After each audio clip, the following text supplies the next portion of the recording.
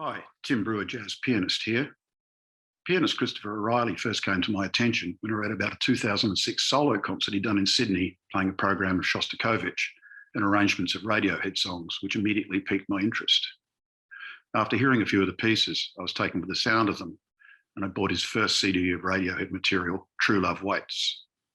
In subsequent years, I kept an eye on what he was up to and became aware he'd also done similar projects with the music of Elliott Smith and Nick Drake. What's characteristic and unique about all of these is that they feature popular music arranged for solo piano in ways that utilise the rich textures of the classical piano repertoire and are performed by a virtuoso.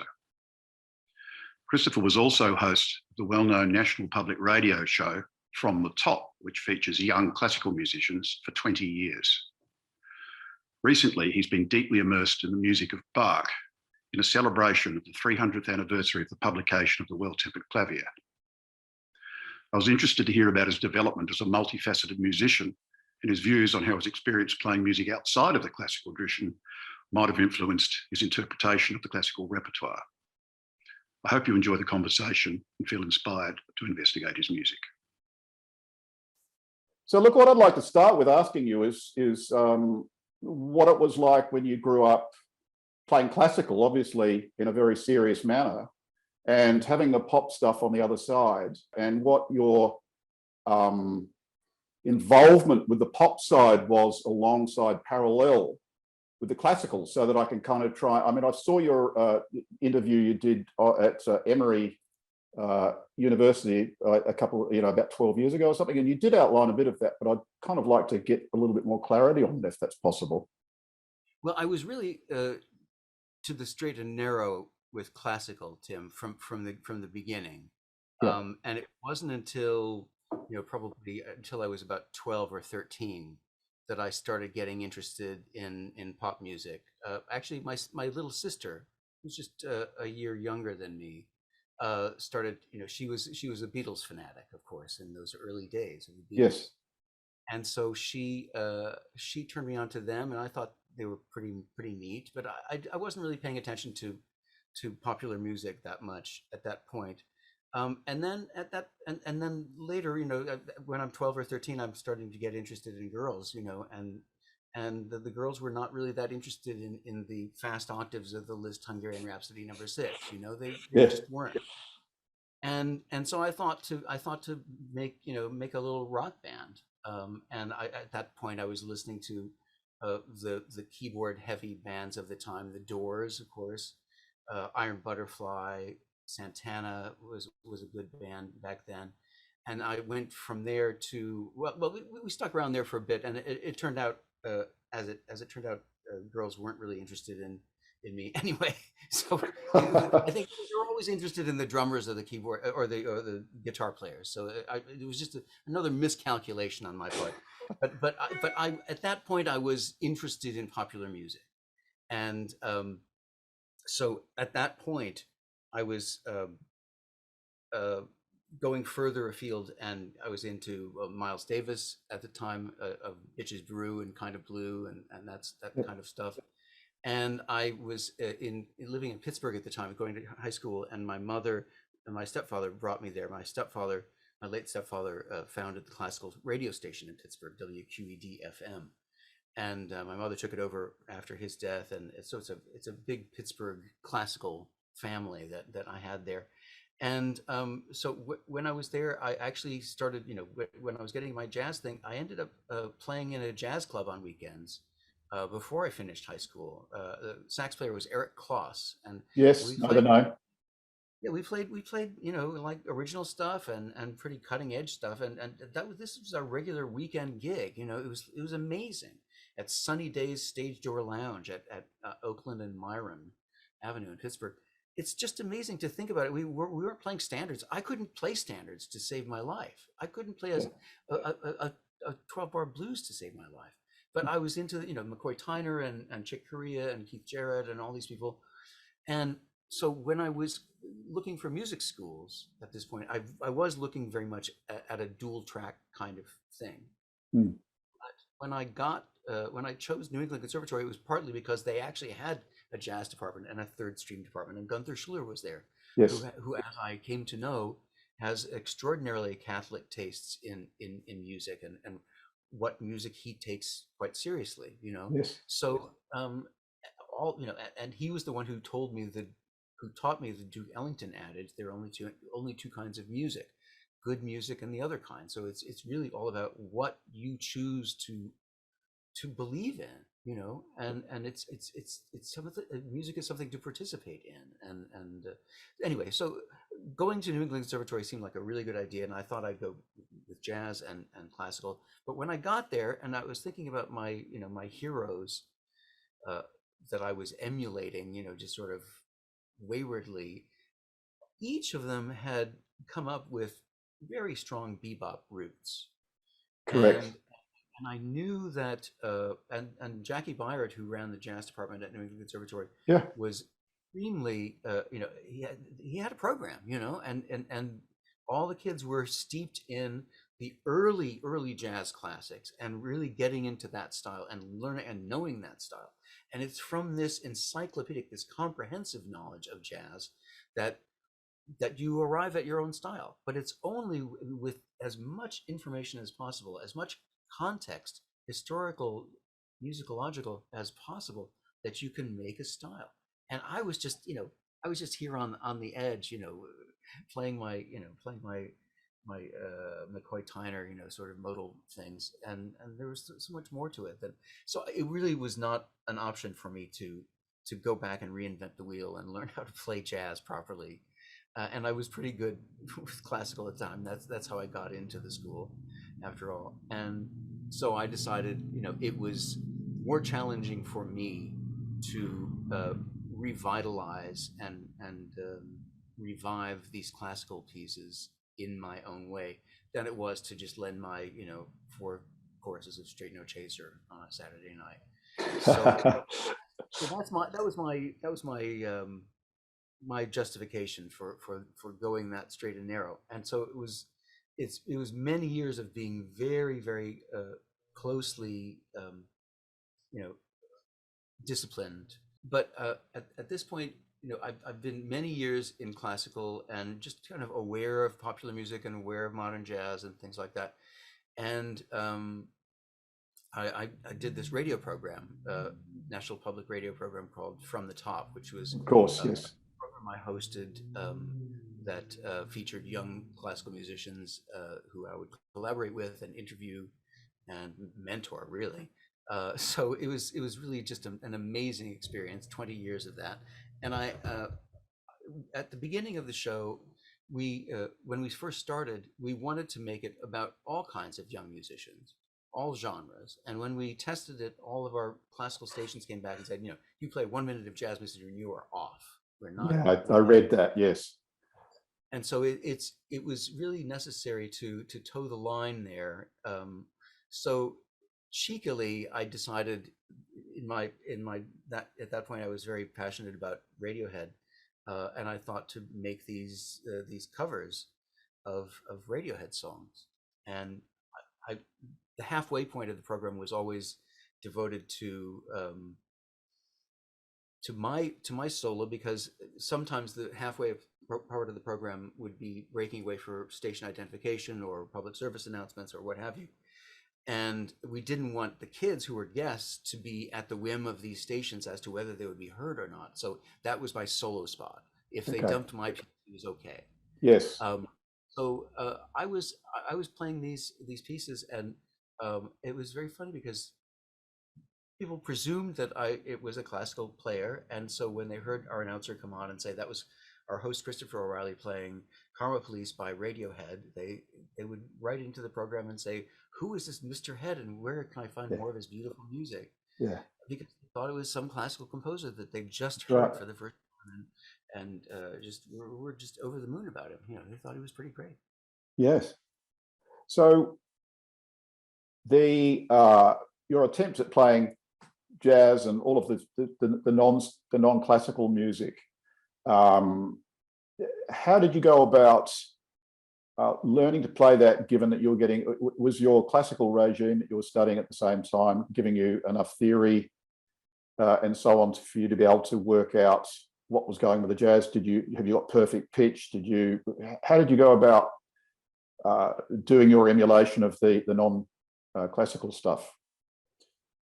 I really was just falling back on my sort of half-hearted attempts at jazz, and so I've I was going back to sort of the way that my hands would go, Mm-hmm. basically, and while I figured that that was a good way in, um, it was oftentimes not really the answer, because I started playing these pieces on the program, and I couldn't really just leave it to chance.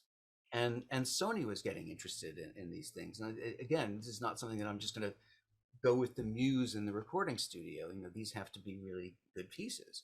Yes. So it was at that point that I really came to this sort of my method, really, which is to really take every second, every 16th note, every eighth note, and make it really a contrapuntal fantasy, because Mm. rather than going from the the sort of melody and harmony, the harmony chugging away or comping away, I really thought it was more interesting to do what folks like Stravinsky would do, or Rachmaninoff, sometimes, or Liszt, putting the melody sometimes between the thumbs, and maybe there were all kinds of wonderful classical traditions of transcription and arrangement that Yes. I had to draw on.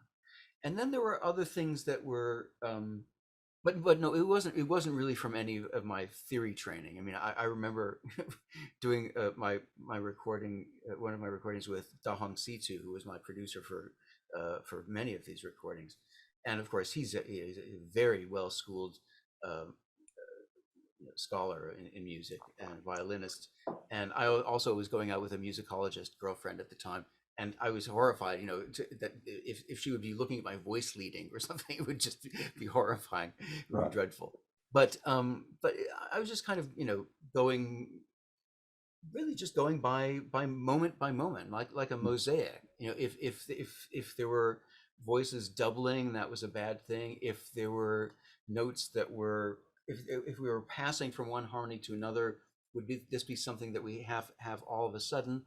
I was trying to get away from the sort of the Jerry Lee Lewis sort of piano as percussion instrument thing, and get it in more of the style that I came to love as a classical player, which is really more along the lines of a wonderful, beautiful box that this music is coming out of, and it's not really a percussive aspect at all.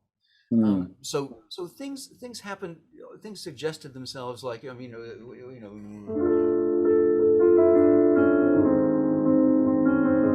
that became, really, it reminded me very much of Miles Davis, Mm-hmm. and it has that kind of, that sort of cool sort of feeling to it. Mm. But it also has a great deal of Debussy, I find. And so I would find myself, in a sound world suggested by the text of the music, and that would then suggest the texture and the context for it. And just to And clarify, sorry, Christopher, that was an excerpt of a Radiohead piece, I'm assuming. yes, Yes, subterranean. I've done quite a bit of homework listening to their music, but I've never listened a great deal to them. And I have to admit, I listened to a sampling across the board yesterday, and I really did like it a lot. So I'm going to investigate it more. Mm. Well, and at the same time, I also, working on, for instance, Elliott Smith's music had its own challenges, because there would be the studio version, and then there were the hundreds of either solo live versions or band live versions, many of which had really interesting aspects that I wanted to work into my arrangements. So they became really quite Mm. orchestral, even more complex than the Radiohead arrangements. And then Nick Drake arrangements, all guitar players always drive themselves crazy about what the tuning, that he used Yeah. for a particular piece. I just had to get my fingers in his glove and transcribe the pattern, and from that pattern I would then, Yeah. make it. But basically, that was probably the most direct kind of arrangement, really transcription of all of my stuff. But yeah, there were some other things, there's that G major prelude. I do the version of Thinking About You, which is also in G major, and it also is run by a rapid fire stream of 16th notes. Okay, And that was so a Bach. That was a Bach prelude you're talking about, was it? the G major prelude of Chopin. Oh, Chopin. Sorry, I thought it sounded a tiny bit modern for Bach. Yeah. Yes. Yeah. So, but just while I haven't forgotten, so just to go back quickly to the way you were learning the jazz stuff. Not that I'm going to hang around on the jazz issue a lot, but you must have had good ears to pick up the stuff you were getting to play Straight No Chaser and McCoy Tyner-esque stuff. You must have had good ears. I picked up some things. I mean, Yeah. I did some, some due diligence, transcribing things and finding Yes. the word voicings that I liked. Yeah. And that suggested some things. And then, when I tried to, read some charts in downbeat or something, I just, it just was, the harmonic language was not there for me. It was just a completely different tradition and language. Yeah. So yeah, it was mostly by as diligent ear training as I could. So at Yeah. least I was going from good source material. Of course. Yes. Of course. So I mean, you've actually answered some of the questions I had there, and which was, how do you go about doing these arrangements? And one of the things I thought, I was listening to the CD on the weekend, your first one, and there are a lot of voicings that you could ascribe to the jazz language in there. It's very advanced. And I thought, well, this must be coming out of your jazz experience, but what you've said thus far doesn't necessarily quite correlate with that. Yeah, well, there are times. I mean, I'm sure you hear when I decide to make, and I actually did this more with Elliot's music than with Radiohead, because Radiohead fans really don't like when you mess with their music that much. But I would occasionally do an alternate voicing or an alternate chord, an alternate harmony for something, and that definitely came from jazz or from Scriabin, another jazz hero. Bill Evans was a big Scriabin fan. Yes. But yeah, most of the harm. The other thing that's interesting is that it's the harmonies, and it's also the ambient notes, because, for instance, I find that a lot of my passage work is notes in and around the harmony and not necessarily the harmony notes themselves. And that to me is I think the high overtones of the cymbals and Yes. the jangliness of the guitar, that's what I'm getting at there. And so there are, what we would call suspensions or extensions to the harmony, but because they only glance by as a 16th note, they don't make themselves, they don't stake their claim. They're Yes. just passing, and so that gives it this kind of nice sense of ambience. I'm actually, now that I'm reworking these pieces for performance, and because of my work with Bach, and I've been doing so much with contrast between voices, that I find this really helps with the Radiohead as well. Okay. With the Bach work, I've been also concentrating a great deal on agogic. In other words, everything expressive having to do with rhythm, because harpsichordists had no access to dynamic contrast. So in other words, when they wanted to make something some excitement, they would start a passage slowly and speed up. Or if they wanted to make a firm arrival, they would start a passage firmly and then speed up, or just do it sort of in the matter of course. And virtually all of this time, and I came to think of this as something to be done between voices, not just as a dutiful accompanist, but as somebody who really knows its partner and Yes. makes adjustments in advance. And this made for a very free sort of discourse, because and it reminded me instantly, and this is something I arrived at only recently, Tim. What I arrived at was something that I realized in this very room when I was listening to when I was stating preferences for takes for True Love Waits, for that record. Yeah. I actually listened to some takes, and there were some that were really good. They had a really good sense of the beat and the rhythm. and but sometimes that made the melody suffer. Okay. And then there were some takes, and I remembered which ones they were, because this was a note that Dahong would give me to just, not worry about them. The beat is really there. It Yes. doesn't take anything to reinforce the beat. It really does nothing. It does no good. So he said these were the ones where I concentrated on the melody, and so I wasn't being very weird with the tempo, but I was just making the melody um, the priority. That's And interesting. with Yeah, sorry, go on.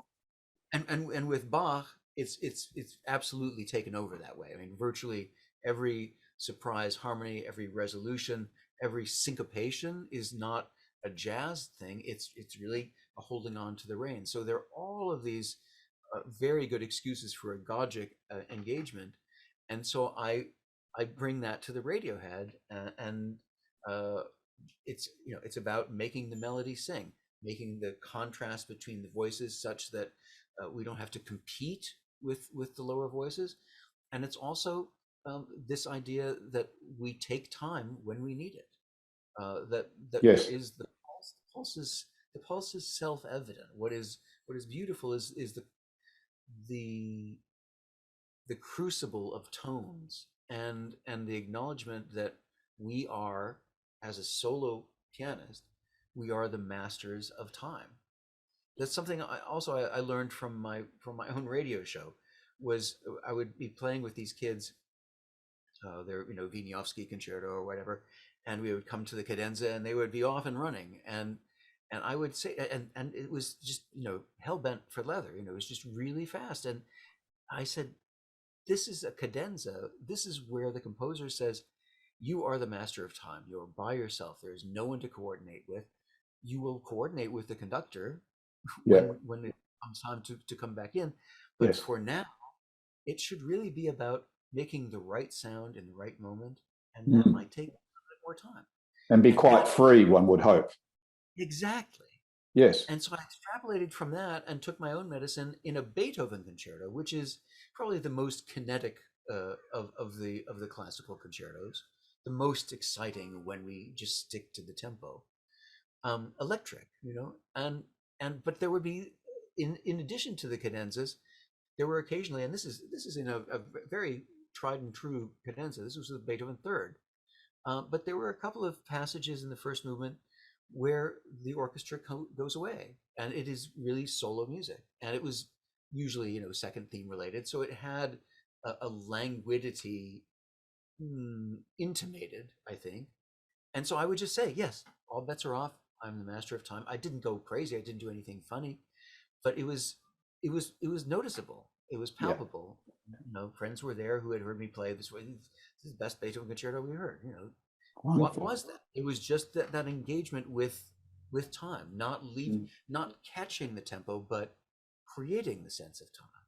And so then we extrapolate further, and we're playing solo piano music, solo keyboard music. Yeah. It doesn't matter what it is, Chopin, Bach. We really have to allow the momentum be dictated. We have to allow the momentum to be dictated by the content and the Yes. context. You've actually anticipated one of my questions, and it's interesting. So I suspect that the answer is that because it's solo piano music, well, that is the answer. But the question was, how do you reconcile your versions of these pieces, which obviously have an absolutely rock solid drum beat? I have to admit, I love the drummer in Radiohead. It's just, as soon as I hear the first track, man, I'm there, I'm in it, And so, how is that the answer? You've got this rock solid band. It's I mean, from the smattering of tracks I listened to, I don't think there was anything that was really rubato or free time. It was all, metrically correct, if you like to put it that way. So is that the answer? Because it's solo piano music, you allow sort of certain, I don't know if it sounds cliche to say romantic license, but based on all of the things you've mentioned now that lead you to your rhythmic interpretations, is that kind of why, is that how you see it? It's how I'm seeing it now. I think I can listen to all of those records, and I know I'm still just married to the beat, and it's Okay. really not fun. I've stayed a slave to it all through, and it's only in recent times that I've really taken this on and said, yeah, we can be free with this and still maintain a sense of excitement, but be somehow more grounded and give in to the natural tendency of some material to move back and some material to move ahead. Okay. It's that way with Bach. It's that way with anything. I mean, if I was playing with a drummer, it would be a very different thing. Absolutely. But I'm not. Yes. And the idea was, the whole idea of transcription or arrangement back in the day was we were seeing. I mean, Liszt did some arrangements of the Beethoven symphonies and things that were literal transcriptions, but most of what he did were arrangements and paraphrases on great operas and things like that. And so here, when jazz players would play a standard, they were lending their own sense to it. When I played one of my first Radiohead recitals was at UC Berkeley, and the idea was, actually, this goes back even further. I played a recital in Frankfurt where I was playing Debussy Estampe, and I was playing the D major Schubert Sonata. And I was never so impressed by the silence of the audience as I was there. It was not, they were not bored. They were rather attentive. And I realized, this is where this music lives. Yep. These people know how this piece goes. They didn't come here to see how the Schubert D major sonata goes. They came here to see what I was going to do with it. Right. Yes. And they were there with me for the argument, for the rhetoric. And so that was the same situation at UC Berkeley, because all those kids there knew what the song sounded like, but there would be a susurrus of people whispering to each other when they would recognize the opening of the song, and then they were there to see what I was doing with it. They were there to see my interpretation. And it reminds me. Sorry, Christopher, didn't mean to cut across you there. It reminds me very much of something that I discussed with Robert Levin, who I'm sure you're very familiar with. Wonderful musician. And of course, he does his own improvised cadenzas and fantasies incredibly. But yeah, he talked about how he really liked the idea of improvising cadenzas because the audience had heard these concertos countless times. And he loved the idea of engaging them with the risk taking that is, intrinsic to improvising your own cadenza. And he would say that when he finally came back in the orchestra, he'd actually hear an audible releasing of breath because they were so, entranced by the process. So it sounds very similar to what you're saying there. Really being very true to the dramatic idea of the cadenza as being this sudden transcendent moment, and then wonderful homecoming. I mean, it's not even not the recapitulation, it's just the coda at that point. It's just this totally exhilarating experience. Yes. Yeah. Well, that's right. And so when we talk about this tempo thing, when you're like, I know I've seen there's a couple of clips of you playing with a cellist. When you're playing with another musician, or maybe not, let's go to an ensemble as large as a symphony orchestra, but another one or two musicians where the tempo is obviously not going to be nearly as negotiable as what it is if you're playing solo piano. How do you see that? Well, actually, I've played a number of times with Astor Piazzolla's old pianist Pablo Ziegler. That's correct. Yes. Two piano arrangements of Piazzolla tangos as well as his own wonderful tangos. And tango is a fairly strict music, but Pablo and I play with a fair amount of freedom. Okay. And Matt and I play with a fair amount of freedom, and it's really just a matter of who do you trust. There are some people who you trust their instincts, and they trust you to be listening to them and attentive to them, and so we have each other's back. So in those kinds of circumstances, anything can happen, even in the strictest, proudest music like the Argentinian tango. In the milonga, for instance, there's a fair amount of freedom going on there. Okay, that's great. Yeah. So I was going to ask you earlier, why you decided not to, obviously having been an improviser when you played jazz, why, from what I can see of your recording, you haven't featured any improvisation, but you've kind of answered that already. But I was interested to know how your experience with improvising to whatever degree you did informs your classical playing and your classical interpretations.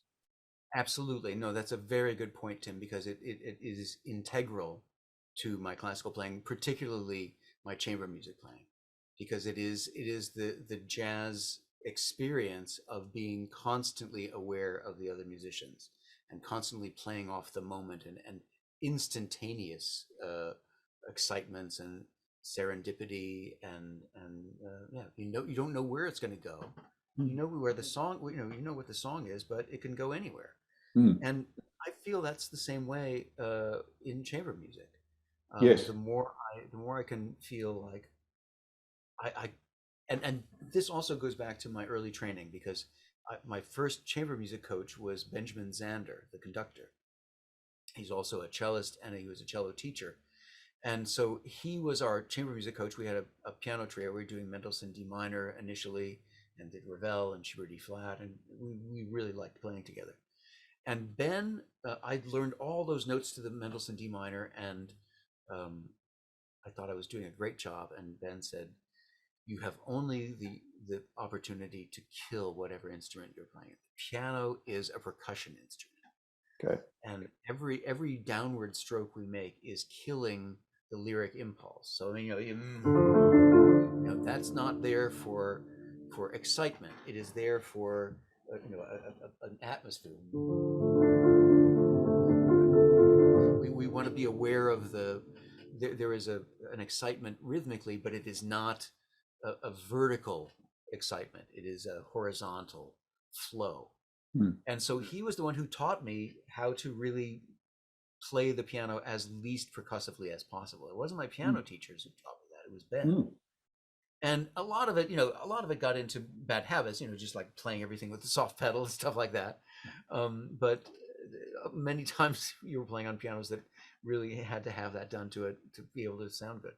But it was his. He also told me, when I was playing with a cello student of his, he said, "If she sounds bad, it's your fault." Okay. Yeah. Because it was it wasn't just if I was playing too loud, it was a matter of how I would how I would make the most comfortable sound environment for her, and rhythmic environment. If I would make something in my rhythmic flow quite capable of intimating a certain sense of freedom, anything can happen. I'm here for you.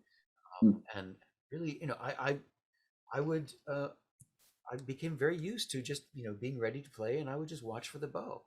There's no lying in the bow.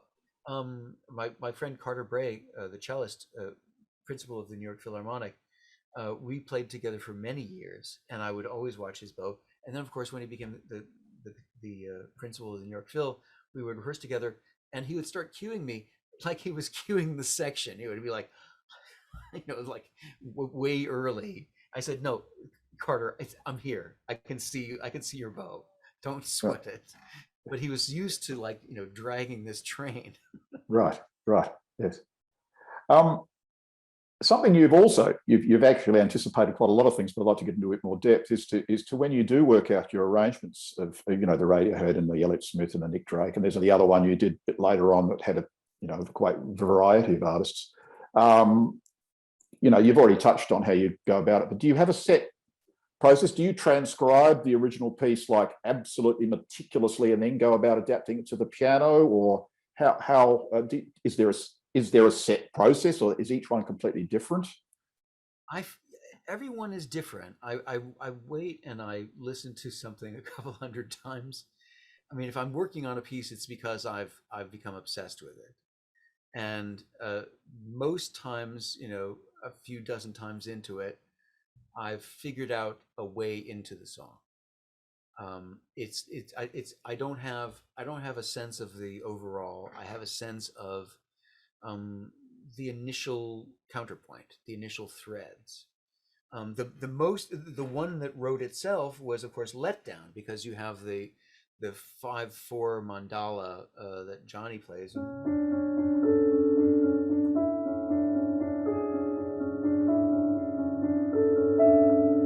And then the bell ringing, and that became, just the complete texture of itself. It was just a matter of plugging the melody in. That really wrote itself.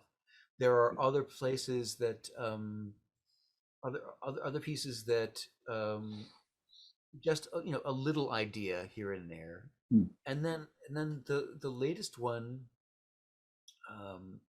I actually took the opening and then the rest of the pieces completely mine. Do you know the one from A Moon-Shaped Pool? It's called Glass Eyes. Do you know that piece? No, I don't know that one, It's Christopher. actually it's actually a piano piece. Most of the Radiohead songs on A Moon-Shaped Pool, which I think is their latest record, a lot of them are piano songs. Okay. But so this one,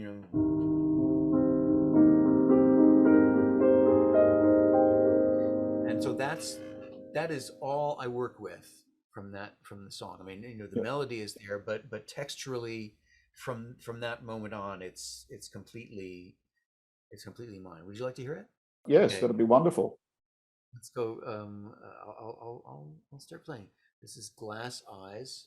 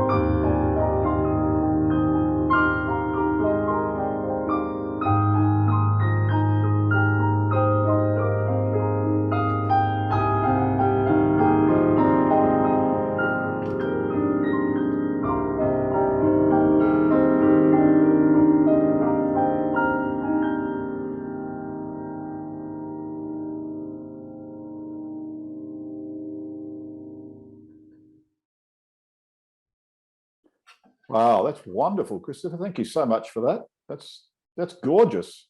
So that's a It's recent fun. that's a recent Radiohead song. Yeah, It's the most recent song of theirs that I've done an arrangement of. yeah, Yes. that's a lovely arrangement. I love the textures. Beautiful. The Glad you like high it. isn't the high register on a piano just so magical? It's just It's gorgeous. it's It's just one of the things that I'm working on now is this idea of rethinking balance, and the the the two annoying musical markings that I can think of is espressivo. Like a composer all of a sudden marks espressivo. What are they saying? It's like I've been playing like a cold fish all this time. Remind me. yes, Um, but I've come to know that espressivo means, and actually in a collaborative piece it might actually be accompanied by colla parte. So in other words, know that the singer is going to do something funny here, and so just be aware and ready to go with them. Dolce is the other most annoying marking because it means sweet. How are you supposed to play sweetly? I mean, isn't I mean if I'm playing softly, am I not playing sweetly? And I think it's this idea of balance, because I think many of us, and I agree, I'm this way only vestigially now. I really have tried to make it a matter of, well, like Nancy Wilson and Ron Carter playing a great duet, okay, singing a great duet. You wouldn't yes. see Ron Carter saying, "Oh, Nancy, how loud are you going to sing that in that note so I can balance it and play as loud as you?" No, the idea, and I think this is the idea of dolce, an espressivo sound, a cantabile sound, is yes, a very supportive accompaniment to a very strong lyric impulse. But I think dolce is that prominence of the upper voice, but I think unsupported. I think a little bit fragile as a result of us laying back on the lower voices. And with that, I really have come up with a way to a way to play dolce. And so I've got it marked, I mean, of course, all over this. And you pick the upper register. I'm also just very conscious of not grounding the texture in any way. You know, my teacher, Russell Sherman, would say we should always be aware of uh, the the bass and the melody in a Rachmaninoff concerto. You know, all this stuff in the middle is very difficult, but we should always at least subliminally have a sense of the frame of the sound. I Yes. hate the frame of the sound. I'm not interested in the frame of the sound. We are always aware of the general harmonic demeanor of the bass note. You know, it doesn't Okay. Yes. have to be doled out to us. Yes. And so I'm much more interested in, as you point out, I mean, these upper partials and how they mix, and not how they're balanced by these columns of bass and treble. Yeah, I understand what you're saying. Yeah. Um, I had a last question for you, which is also interestingly been sort of anticipated by yourself. So when you said you went to New England at Conservatory and you mentioned Jackie Bayard, I immediately thought of Fred Hirsch, who I know you're at least a friend with, and I'm a massive fan of Fred Hirsch. I think he's just one of the best jazz pianists. And so my question was, some of your favorite jazz pianists, but perhaps we could use Fred as an entry to that. Oh, sure, absolutely. Well, Fred and I were at New England Conservatory at the same time. Wow, Uh, great. and yeah, so we hung out together a lot, and actually we've played. I've played a lot of his music. I love Valentine is one of my Isn't favorite pieces. Valentine gorgeous? Oh, Just unbelievable. And I've seen him play tons of times all over yeah. the place. Yes. I love. I mean, I agree with you, and I just think he's the most masterful improviser out there. I really Yeah. believe that. Yeah, he's the Um, real deal, isn't he? He's a real yeah, deal. he really is. The other fellow that when I played my Radiohead show in Istanbul, this huge jazz festival, I was playing at a concert hall, and then after my afternoon concert, we went to see Joan Baez perform at an amphitheater just a couple of blocks away, and then late at night we went to the Babylon Club to see the Bad Plus. I had no idea, and there was this funny guy, with a little bow tie and just these glasses, and he was he was quoting the lyrics to Iron Man by Black Sabbath, and then they played this music, and all of these, they're each of them, the drummer Dave King, the bass player Reed Anderson, and the pianist Ethan Iverson, all fantastic composers, fantastic improvisers, so much fun to listen to. And I went to meet them afterwards, and of course Ethan had studied with Fred, Yes. knew my Scriabin record, was a fan, and so we all became great friends. And Ethan is another one of my absolute favorites. Yeah, I don't know his playing as well as I know his writing, but I do know his playing. I love his blog. His writing just gets better and better and better. I was only reading one today on Andrew Hill, actually. Wow. Yeah, I mean, that do the math thing is just an astonishing sort of scholarly resource. It's quite mind-boggling, really. Yeah. No, he's just put out a record with Larry Grenadier and Jack DeJohnette that I like the sound of. I must check that out. I heard a couple of tracks and I really liked it. And so, any other favourites? I mean, you mentioned Chick Corea and Keith Jarrett and McCoy Tyner. Brad Meldo, I imagine you'd be a fan of? Not particularly, no. Okay. Yeah, not particularly. No, I just my old favorites were McCoy and Chick and Keith and some others. But Not yeah, Wynton Kelly. I know those records really well. Yeah. It's just Wynton Kelly was not somebody that I was emulating. That was Yeah. that was a little bit too far into the traditional camp for me. I was, face it, Tim, I was an ignoramus. I really knew a very small corner of this music, Yeah. and I worked it pretty well in Pittsburgh, but it gave me my admiration for improvisation. And I still, I'm getting this Radiohead set together for end of July, and I will have to get my my improv chops up a little bit, because about a good part of everything in its right place is improvised. Okay, so there is some improvisation in those CDs, even though it might not be an obvious like an obvious jazz solo. Yes. Yeah, No, okay. that's the one track on that is improvised. I think that I do gagging order on a next record. That was also I just had a sketch that I played from, so that was quite improvised as well. Oh, lovely. But everything else is quite written out. But Yes, I'm gonna have to get I'm hoping to do a segue from Like Spinning Plates, which has a sort of a nice diaphanous sort of wayward feel to it, to segue into Everything in Its Right Place, to do a segue, and then the theme. Let that. And when you say set, do you mean you're preparing for a concert, or you're going to put out another recording with this piece you played us before? I'm doing the Candlelight Concert Series. Are these wonderful things all over the place, and Candlelight is having me play an all Radiohead set here in Los Angeles on July 22nd, and I'm really quite hopeful that it will turn into lots more touring of that. The fellow who asked me to do the concert is a huge fan of mine and a huge fan of Radiohead, and so we've put the set list together, and it's pretty phenomenal, I think. And a recording too, do you think?